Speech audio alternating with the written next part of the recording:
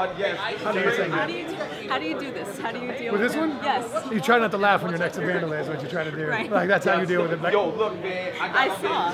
Your energy the whole time was just try to pipe it down. yeah, like a For kid who sure. farted in church. That's Yeah, what like- you look like. Yeah, absolutely. But it's so much fun. I mean, to see your energy, it really looks like you're having a good time here, up there. You know, I think that means a lot. How do you keep that energy going? You know, that's just who I am. It's Yeah. my personality. It's my perspective. It's my that's the way I view life. Right. I'm happy-go-lucky, and I'm extremely fortunate to be where I'm at. I made an insane amount of horrible decisions when I was younger. I could have ended up in prison. I could have ended up in all kinds of places. Yeah. I ended up here, and I think a lot of people could benefit from the lessons I can be like, hey, look, this is how I messed up. Let me help you out. The lessons from your particular life, or the lessons from training in sports or martial arts in general? I think from my life, from like every hurdle I've ever had in my life has always been self-inflicted. Okay. Whether it's from my actions, from my mouthpiece, from my beliefs or whatever, or my position I chose to take. I've always come out better than what I did. And my spine has caused me troubles, but my spine has gotten me where I'm at. All right, so saying that, do you remember a single moment that was something that was pivotal, that caused that switch, that was like, this, I gotta change. Matt, you gotta change. I do. I was in high school, and my high school football coach, Ken Leonard, an incredible dude. Adopted my best friend when we were in 5th grade, and that's how we ended up kind of in the same path. And he was a high school football coach for a private high school, and he was athletic director also. But and my best friend and I were straight hoods, like hoodlum, grimy, doing a lot of things we shouldn't have been doing. And I remember he took me to the side and was like, if you keep up the way you're doing, especially with Philip was my best friend. Like if you and Philip keep doing what you're doing, you're going to be dead. Because in my hometown, it's mad bounce. Yeah. Mad bounce. And he's like, you're going to be dead. He's like, you have the potential to do something in your life. He's like, I can see something special, but you're going to ruin it. And that kind of got me into coach. And then, like when I got to high school, I went to high school with him. When I got there, I was drinking, smoking pot, and partying a whole way too much. And then I didn't have my GPA high enough to get a scholarship, so I was a Proposition 48. And because of that, I had to go to high school in the same city for like a 5th year and raise my GPA up. And at that point, I realized, like, look, you need to change your life. Like, drinking and getting high is fun, and like I didn't even go to high school. I went to school high, you know, like, and I modified that perspective of my life.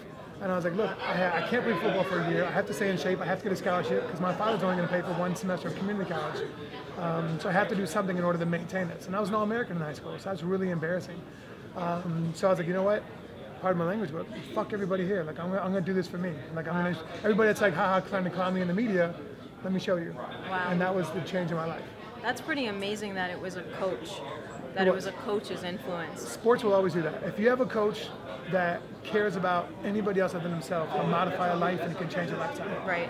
Yeah, It'll that's change amazing. families. It's amazing what one person's single influence can do for you Completely. as an athlete. Do you think you've done that for anybody, or? No, unfortunately. I don't have the time to do that yet. If I have, it's just because I speak very freely and very bluntly. But I haven't had a chance to influence or modify somebody's life in the way I want to. When I get done, I will, but I have to be selfish right now. It's very funny that you say that, because Chael always makes this joke that he's not a martial artist, that he's like a cage fighter. Right.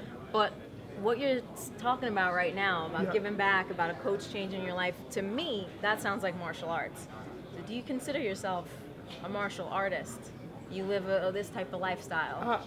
I think I'm an aware athlete. Okay. And I think that I really appreciate this interview. I've never had this perspective. Yeah. I've allowed myself to cause a ton of issues in my life and trouble. And I've always forced myself to work myself out of it.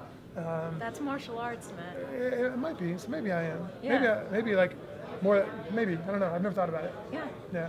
But you're a well-rounded athlete as well. So Yeah. along with having like that spiritual side that gets you to continue to grow and move forward and make choices. Yeah. I mean, if you think about the choice you made to leave the UFC, and most people, because of that being the more popular brand, wouldn't have had the guts to do that, but you did that because you believe in something, or you were able to take a different path.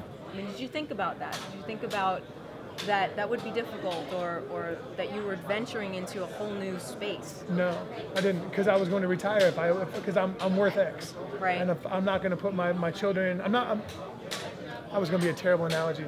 I'm never going to put my children in danger of not having a future or a father. Yeah. Because of my ego of wanting to be in the most prestigious place here or there or wherever. Right. And if I couldn't get the money that I'm worth to do it, then it's time for me to go. Well, I cannot wait to see your future and your star power after this fight. It's amazing. We're extremely excited for it. I consider you a martial artist and a tremendous athlete. Thank you for taking the time to talk to me. I appreciate it. it. Thank you very much. I really appreciate it. Yeah, sure.